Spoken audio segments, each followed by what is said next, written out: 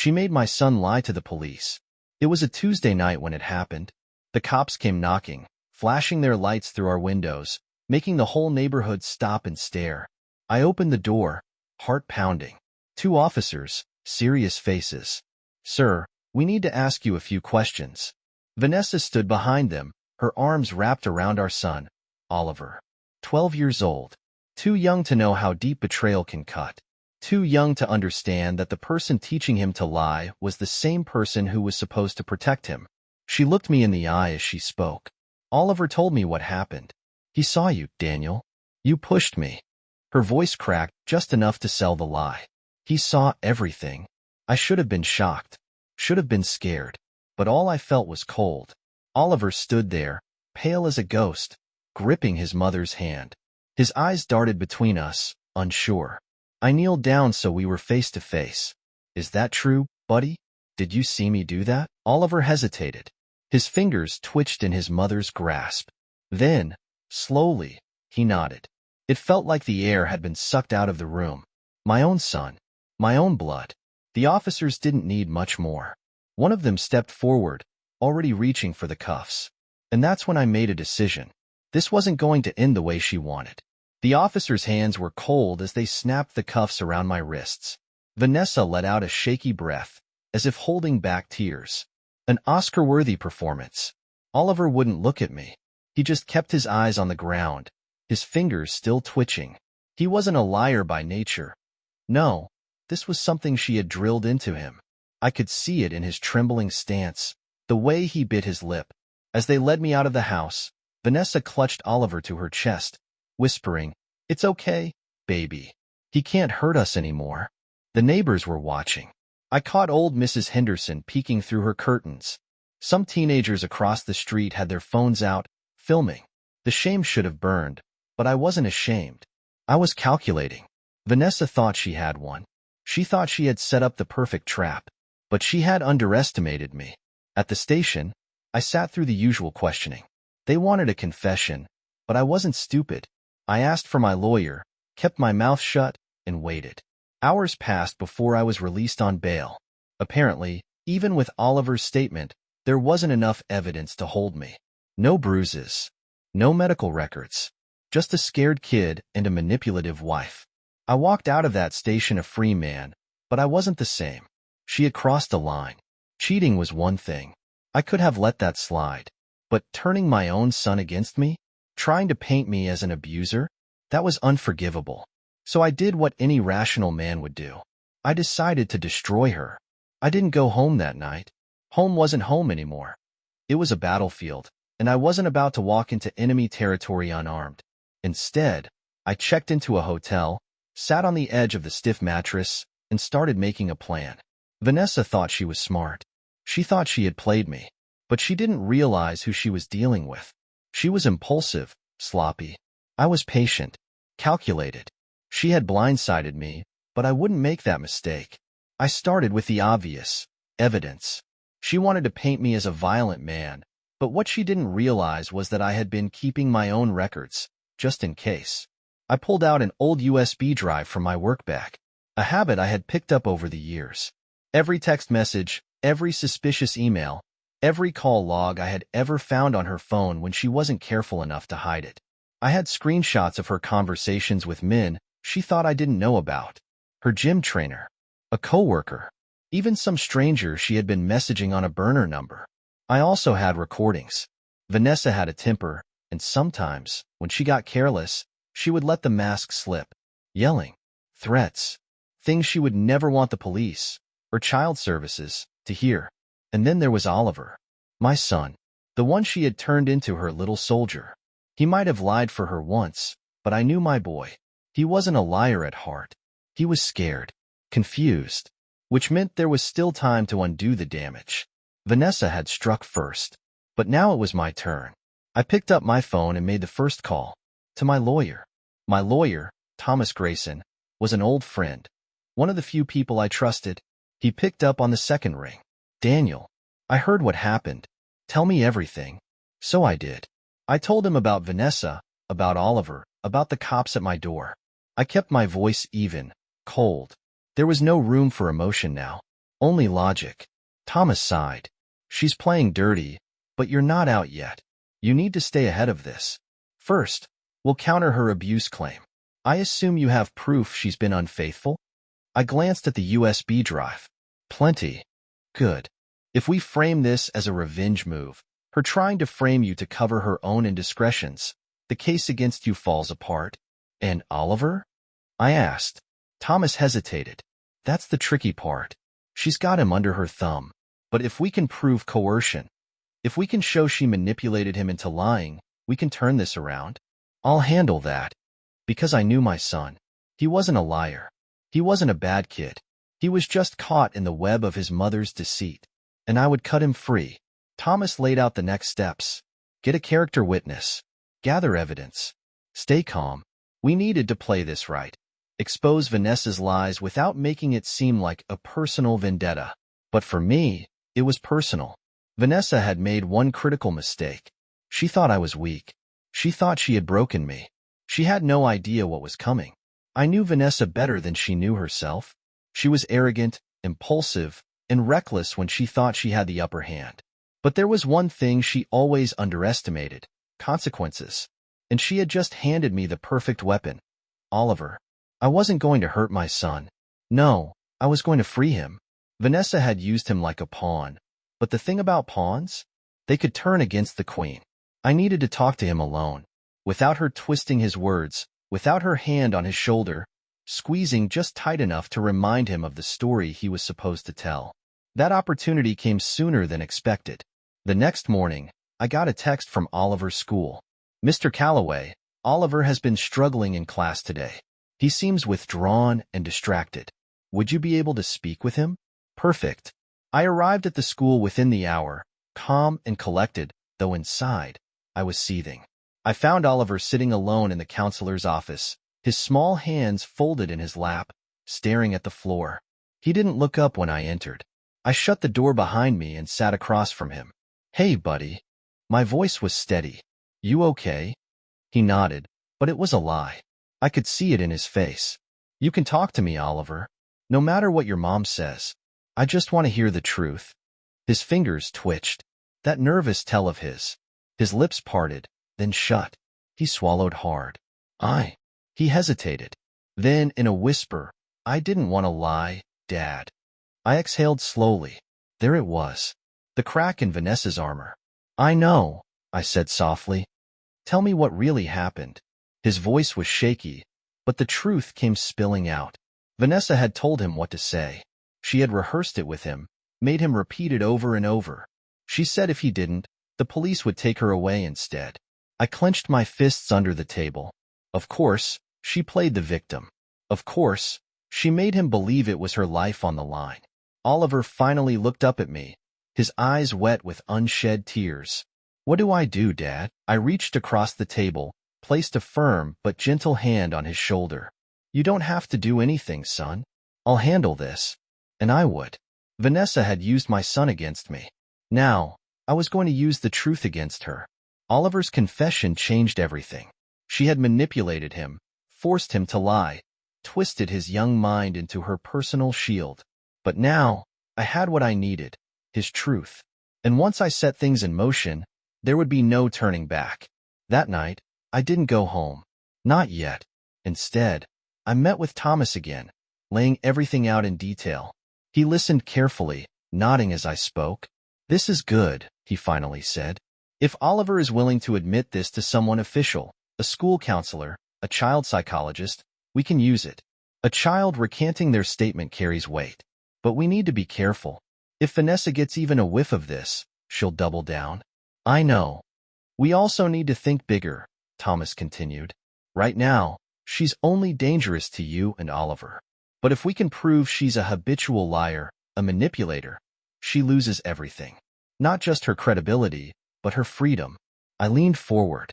What do you have in mind? Thomas smirked. Vanessa's been careless. If she lied about this, she's lied about other things. Finances, affairs, maybe even fraud. That's when it hit me. Her job. Vanessa worked in insurance, handling claims. She always bragged about how easy it was to adjust things under the radar. If she had committed fraud, Even once, it could mean jail time. I pulled out my phone, scrolling through old conversations, past the flirty texts she had sent to other men, past the messages she thought I never saw. And there it was, casual, smug. It's not stealing if they don't notice. Just a little creative paperwork. I turned the screen toward Thomas. His eyes gleamed. Now this could be interesting. Vanessa thought she had one. She had no idea she had just set herself up for something far worse than revenge. She had set herself up for ruin. Vanessa had no idea that she'd already lost. She was sitting comfortably in my house, thinking she was safe, thinking she had me backed into a corner. But what she didn't realize was that I had already started digging her grave. Metaphorically, of course. For now, Thomas and I spent the next few days gathering every scrap of dirt we could find on her. The insurance fraud angle was promising, but I needed something bigger, something that would not only destroy her credibility but make sure she never recovered. And then I found it. A bank statement. One she had carelessly left in a pile of old mail, back when I still lived in that house. At first glance, it looked normal, but then I saw something strange. Recurring payments to a name I didn't recognize. Large amounts, withdrawn every few months. I ran a search. The name belonged to a divorce attorney. She had been planning this for years. Not only had she been cheating, not only had she lied to the police, but she had been preparing to take everything from me. The house, custody of Oliver, half my assets, before I even knew what was happening. She had always intended to burn me to the ground. I had just beaten her to it. Now, I had proof. Proof that she was the one plotting against me. Proof that this entire thing, her false abuse claims, her manipulation of Oliver, wasn't some spur-of-the-moment decision. It was premeditated. I sat back in my chair, exhaling slowly. Vanessa wasn't just going to lose. She was going to beg for mercy, and I wasn't going to give it to her. It was time to make my move. Vanessa had played her hand first, but she had no idea I was about to flip the entire table. She thought I was still licking my wounds, lost and helpless. She didn't realize I was standing right behind her with a knife. Metaphorically speaking, for now, the first step was to destabilize her. Vanessa was confident because she thought she had complete control over the situation, over Oliver, over the narrative, over me. I needed to shake that confidence. So I started with something small. A letter arrived at the house the next morning, addressed to her. A formal notice of investigation from her company's fraud department. Of course, I had a hand in that. A few anonymous emails, a well-placed tip about irregularities in her work, and her employers were suddenly very interested in reviewing her records. That was the first cut. The second came later that evening. Vanessa called me. She called me. I let it ring twice before answering, keeping my voice calm. Vanessa, her tone was tight, controlled, but there was something underneath it, something she wasn't used to feeling. Uncertainty. Did you report me to my company? I smirked. Why would I do that? Her breath hitched, just for a second. Because they're investigating me for fraud, Daniel. Oh. I leaned back in my chair. Sounds serious. Silence. She knew. She couldn't prove it was me, but she knew. Then she switched tactics. You're making a mistake. This isn't going to end well for you. Now it was my turn to go quiet. I let the silence stretch, heavy and cold. Then, with a voice like steel, I said, You already ended this, Vanessa. You just don't know it yet. And then I hung up. The game had changed. She wasn't the one pulling the strings anymore. I was. Vanessa was unraveling. She called me 3 more times that night. I didn't answer.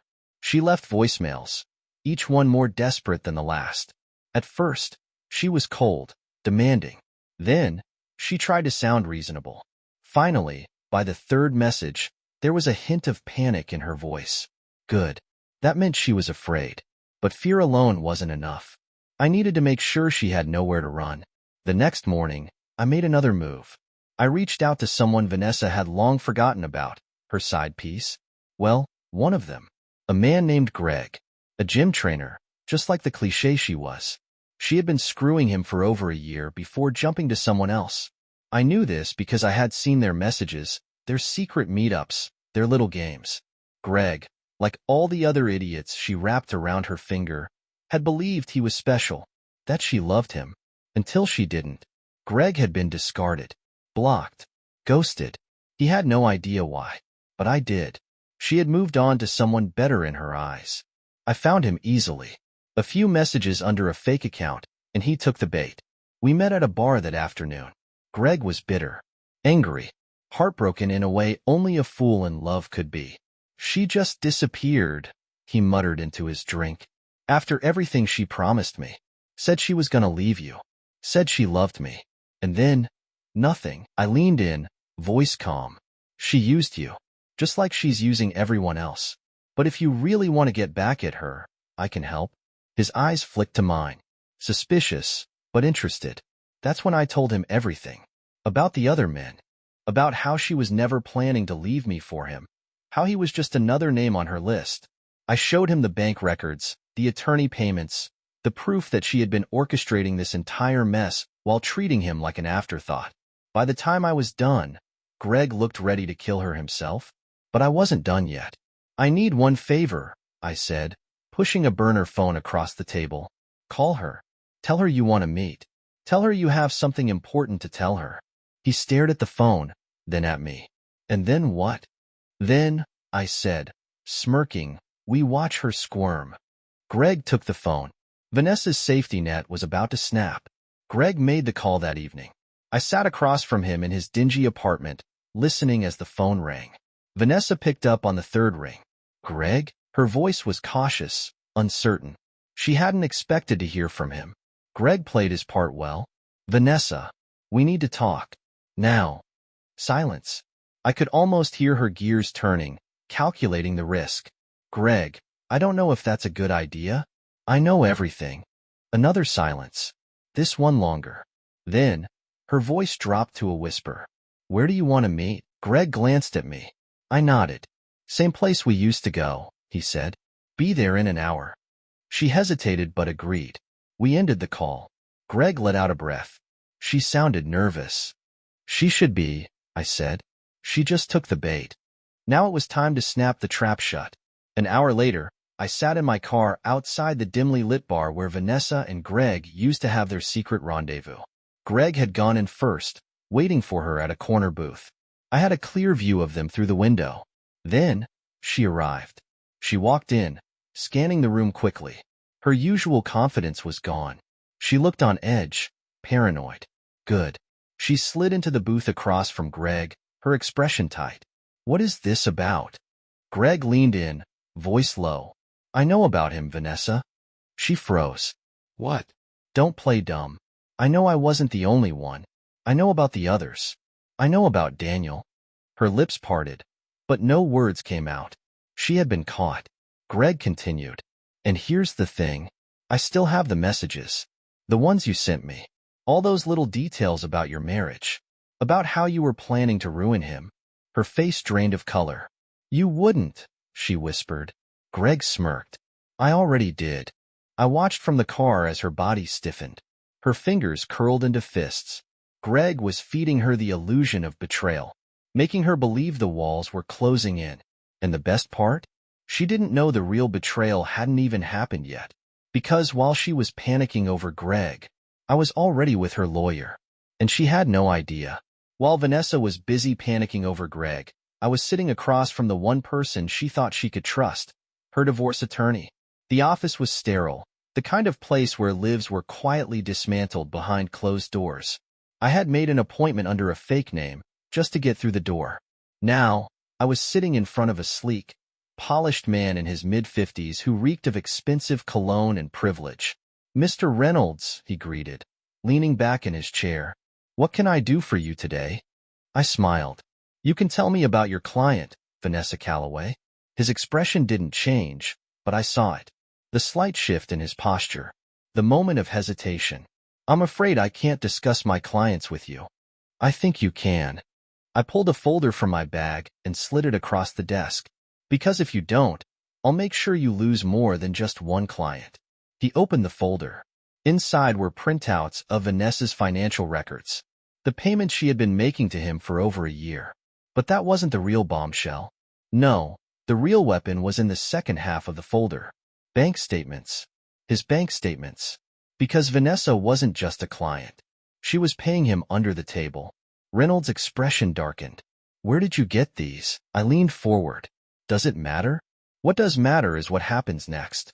See, my wife? She's a fraud. She's been lying, manipulating, and setting me up for months. And you? You've been helping her. This is ridiculous, is it? I cut him off. Because I'm pretty sure the Bar Association would love to see proof that you've been hiding money for a client while knowingly assisting her in a fabricated domestic abuse case. Reynolds' jaw tightened. He knew I had him. I want everything, I said smoothly. Every document she gave you. Every strategy she planned. Every single dirty little secret she told you. He exhaled sharply, tapping his fingers against his desk. Then, finally, he nodded. I'll send you everything. I stood up, adjusting my jacket. Pleasure doing business. As I walked out of his office, my phone buzzed. A text from Greg. She's cracking. I smirked. Good. Because now, she had no one left to save her. Vanessa was running out of options. Greg had rattled her. Her lawyer had abandoned ship. And now? Now it was time to finish her. I had everything I needed. Proof of her affairs, evidence of her lies, and her dirty little financial secrets. But revenge isn't just about winning. It's about making sure your enemy knows exactly how and why they lost. So I called her. She answered on the first ring. Her voice was tight, on edge. What do you want, Daniel? I let the silence stretch, letting her feel the weight of it. Then, calmly, I said, I know everything, Vanessa. She inhaled sharply. You're bluffing. I chuckled. Am I? Your payments to Reynolds? Your fake abuse allegations? Oh, and let's not forget the fraud investigation at your job. You really thought you could screw me over and walk away? Her breathing was uneven. You can't prove anything? I smiled. See, that's where you're wrong. I can prove it. And you know what's funny? Your own son helped me. A pause. Then, in a barely controlled whisper, Oliver? I went in for the kill. That's right. He told me everything. How you coached him. How you made him lie to the police. And do you know what happens when a child recants a statement in a false abuse case? Silence. I pressed on. You don't just lose custody, Vanessa. You go to jail. That did it. I heard her breath hit, the first sign of real, genuine fear. You wouldn't, she whispered. Wouldn't I? My voice was ice. You were ready to destroy my life without hesitation. You didn't care what it did to Oliver. You didn't care about anything but winning. Daniel, please. The desperation. The begging. I leaned back, savoring it. The only reason I'm giving you a chance to walk away is because of Oliver. But make no mistake. If you ever try to come near me again, if you so much as breathe in my direction, I will destroy you. Another silence. Then, barely audible. What do you want? I smiled. Divorce. Full custody. And you leave with nothing. Her breath shuddered. I could feel her breaking. She had no fight left. Finally, she whispered, Fine. Click. I exhaled, letting the satisfaction settle in. Vanessa had lost. But I wasn't done yet. I still had one final move to make. Vanessa thought the nightmare was over. She thought that by agreeing to my terms, divorce, full custody, walking away with nothing, she could still salvage something. Maybe her pride. Maybe her future. She was wrong. Because I wasn't just going to beat her. I was going to erase her. The next morning, I made my final move. A single email, sent to two very important places. Her employer's fraud department. The district attorney's office. I laid it all out for them. The financial manipulation. The falsified reports. The shady client dealings she had been covering up for years. And of course, the piece de resistance. Her attempt to frame me for domestic abuse using a coerced statement from our own son. I attached everything. Screenshots, recordings, bank statements, Oliver's confession to the school counselor. It was a nuclear bomb, and I had just dropped it directly on her head. Then, I waited. The call came in that afternoon. Vanessa. I let it ring. Then again, and again, and again. By the fifth attempt, I finally picked up. Her voice was pure rage. You bastard. Do you know what you've done? I leaned back in my chair, smiling. Oh, I know exactly what I've done. They fired me, Daniel. Do you understand? I have nothing. No job, no money, no future. I finished for her. Yeah, that was the point. Her breathing was ragged, furious. But underneath it, there was something else. Something deeper. Fear. Because Vanessa knew. She knew what was coming next. And then, as if on cue, the knock came. Loud. Firm.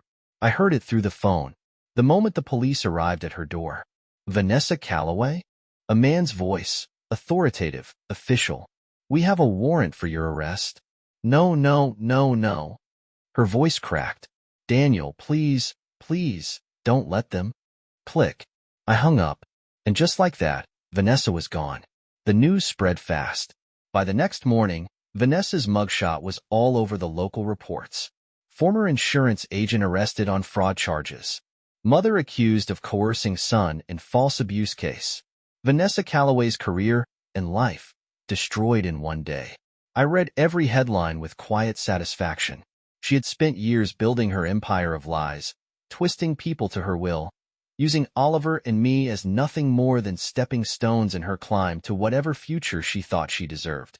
Now, she was sitting in a jail cell, waiting to be arraigned. And the best part? She still didn't fully grasp how deep I had buried her. That afternoon, I took Oliver out for ice cream. He didn't know the full extent of what had happened. I wouldn't burden him with that. But he did know that his mother wasn't coming home. Not for a long, long time. We sat on a park bench, the afternoon sun warm on our backs. Oliver poked at his ice cream absent-mindedly. Is Mom ever gonna come back? He asked softly. I exhaled. Not for a while, buddy. He nodded, silent for a moment. Then, hesitantly, is that a bad thing? I looked at my son, really looked at him. For the first time in months, he wasn't tense. Wasn't looking over his shoulder, waiting for the next explosion. He wasn't scared anymore. I put a hand on his shoulder. No, I said quietly. It's not. Because we were finally free. And Vanessa? She was exactly where she belonged. But I wasn't done yet. There was still one last lesson she needed to learn. Vanessa thought rock bottom was getting arrested. She thought the worst was over. That maybe, she could find a way to crawl out of the hole she'd dug for herself. She was wrong. Because I wasn't just going to let her rot in a cell. I was going to make sure she had nothing left to go back to. A week after her arrest, I met with my lawyer again. Thomas grinned as he slid the final custody papers across the table. She signed, he said. No contest. No visitation. Full custody to you. I smirked. She didn't have a choice. After everything that had come out, the fraud, the false police report, the evidence of her coaching Oliver to lie, she wasn't just losing her job and her reputation. She was losing her rights as a mother. And the best part? She knew it. I had received exactly one letter from her, sent from jail. It was pathetic.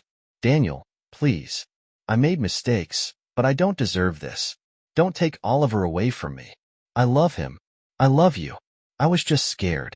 I can't survive this alone. Please, just give me a chance. I read it once. Then I burned it. She didn't deserve a response. She deserved to fade into nothing. The day after I won custody, I went to visit her. Not out of pity. Not out of kindness. I wanted her to see me. To see what she had lost. Vanessa looked like a shell of the woman she once was. No makeup, no expensive clothes, no smug smile. Just a hollow, desperate mess in an orange jumpsuit. I leaned in, voice quiet, steady. You tried to destroy me. Her lip trembled. Daniel, I cut her off. And now, you're nothing. Tears welled in her eyes. Please, I don't have anyone left. I smiled. Good. Then I stood up and walked away, leaving her behind. Forever.